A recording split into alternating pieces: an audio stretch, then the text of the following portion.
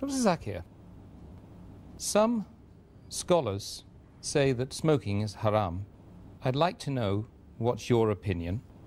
And does smoking invalidate the fast? As far as smoking is concerned, several years before, when science hadn't advanced that far, most of the scholars used to say that smoking is makruh.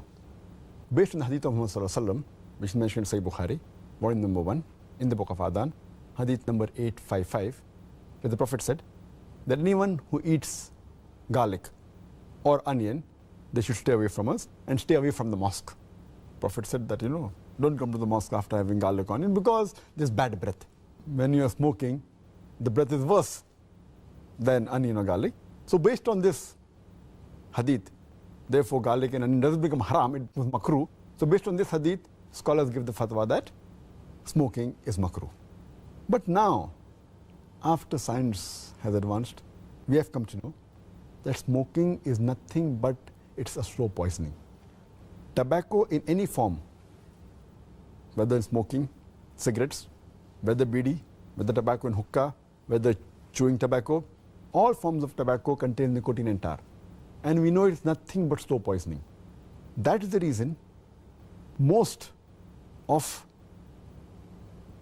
the non-Muslims also, they agree that smoking is haram. Not only the Muslim world, even the non-Muslims. That is the reason they put a statutory warning on the cigarette packs. They put a statutory warning saying cigarette smoking is injurious to health. Or in some countries, it mentioned general surgeon's warning or surgeon general's warning. Smoking is injurious to health. And anyone gives the ad, whether in newspaper, in the magazine or television, it is compulsory that they have to highlight the statement, smoking is injurious to health. So I'm not talking about the Muslim world, even the non-Muslim world agrees that smoking is nothing but slow poisoning. And today, according to statistics, the World Health Organization says that every year more than 4 million people die only because of smoking. And if you count the other forms of tobacco, it will be much more. And today medical science tells us, and even I had learned when I was doing my medicine in the medical college, that more than 90% of the lung cancer deaths are only due to smoking, whether cigarette or bidi or whatever it is. 25% of the cardiovascular deaths are only because of smoking. 70 to 75% of bronchitis and related deaths are only because of smoking. Smoking is nothing but slow poisoning. It blackens your lips, blackens your gums, your fingertips, it damages your lips, it damages your esophagus, it damages your stomach, and it can cause constipation, it can cause loss of appetite, it can cause loss of libido, your sexual power gets suppressed, it can cause immunity to the drugs you take, and it reduces the defense of your body. And you can only give a talk on why smoking is haram, and I've given a talk on dietary laws in Islam, and I've covered this topic in detail. Time doesn't permit me here. But based on all these various research, there are today more than 400 fatwas. The majority of the scholars, they agree that smoking is haram, and all form of tobacco is haram. There may be certain scholars of certain countries, including this country where I come from, India, they say it is makruh yet. But most of the scholars, otherwise, throughout the world, majority of them, they agree that smoking is haram. Allah says in the Quran, in Surah Araf, chapter number 7, verse number 157, that you follow the prophet, the unlettered prophet who's mentioned in your law and scriptures.